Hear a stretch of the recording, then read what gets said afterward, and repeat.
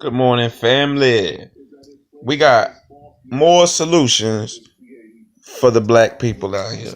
More solutions for the black community out here. And I'm going to keep stressing one main solution. Y'all ready?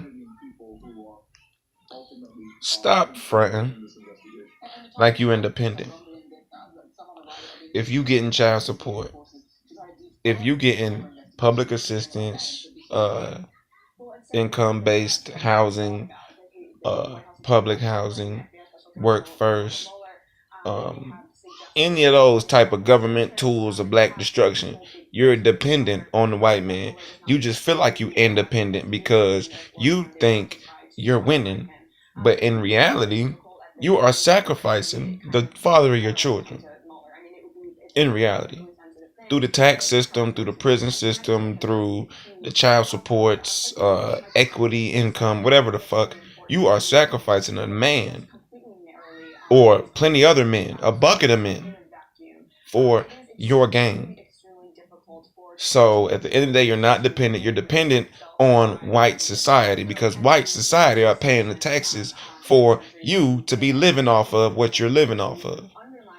And what we need to do is stay together. Because let me tell you something.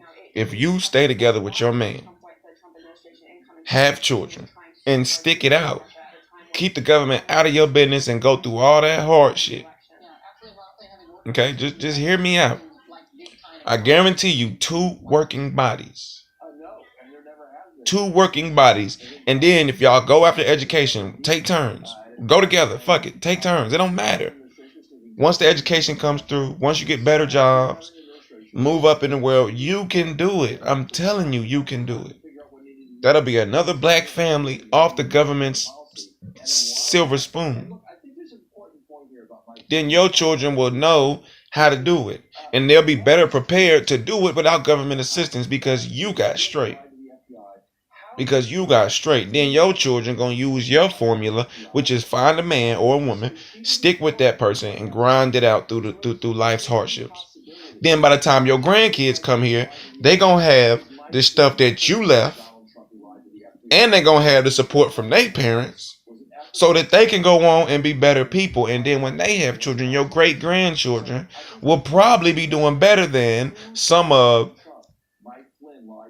most of the black population. I'm giving you a formula to to to success. We gotta stop thinking about us. Because look at the NFL. Them niggas is straight getting millions because they only thinking about them. They not thinking about us. Their whole people. In other words, white people will go a whole lifetime trying to benefit the position of their family and race.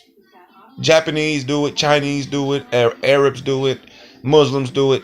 They will go their whole lifetime thinking about their offspring.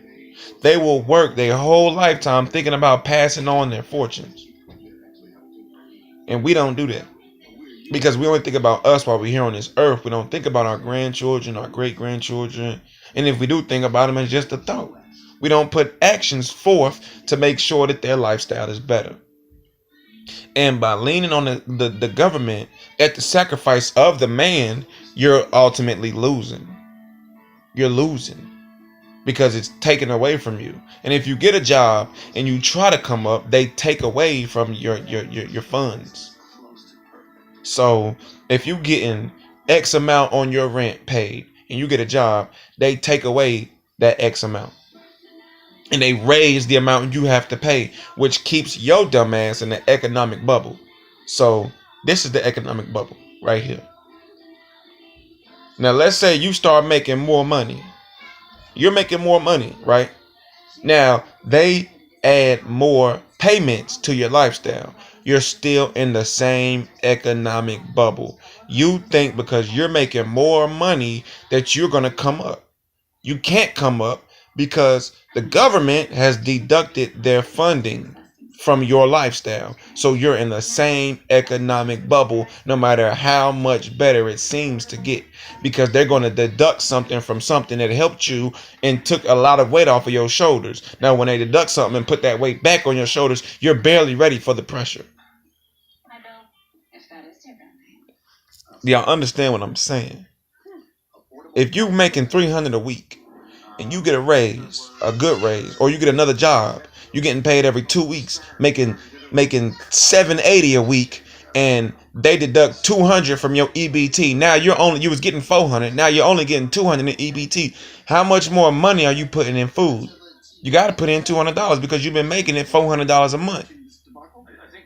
So $200 is coming out of your $700 check off gate. Then they deduct from your rent that they was paying all in full. They was paying your rent in full. Now you got to put 150 on your rent. So 150 plus 250 plus 200, that's 350 automatically out of that $700 check. That's 350 out of that $700 check. So what are you down to? 450. Now let's add your gas for the week. That's another 100. What are you down to? 350.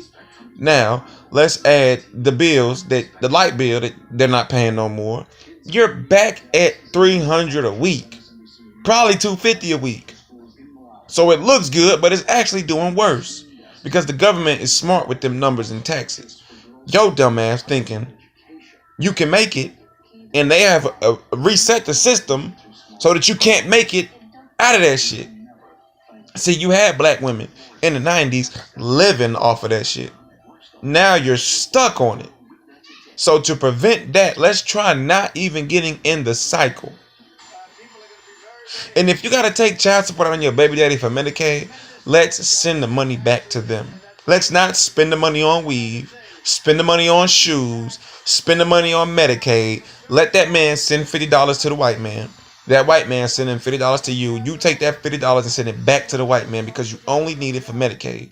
This way, you can still be with your man and he don't have a problem with you. He won't be mad at you. You can still be with the father of your child. Because I done seen people break up because they was living with a woman and that woman got that Medicaid paper that said you had to take child support out, and they took child support out, and now they at each other's throat. They was doing fine till that baby got here and the government came through like, nope, we need money from this nigga. Now they don't see eye to eye. He feel like she betrayed him. She feels like she had no choice. And this is the stuff I'm talking about.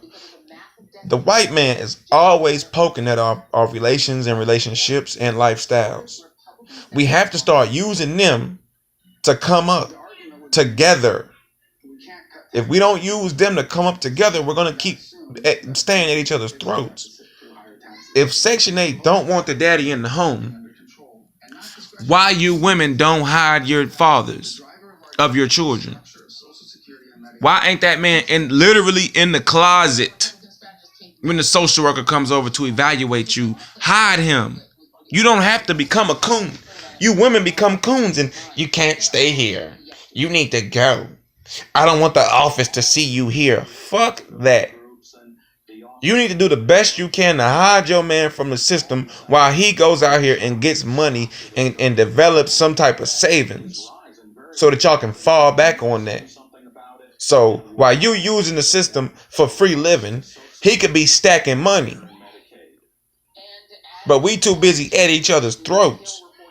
So a lot of times when he stacks money through drug dealing or working or whatever, he take off on the bitch and the bitch feel like, oh, that's fucked up. But bitch, you had him on child support. You was locking him out. You told him he couldn't come over. You calling police on him. But then when he get on his feet, you expect him to come your way. That makes no sense at all. We have to stop battling with each other. Here I am bringing y'all solutions. Ladies, even if you hate your baby daddy and you got him on child support, just take that money he sends you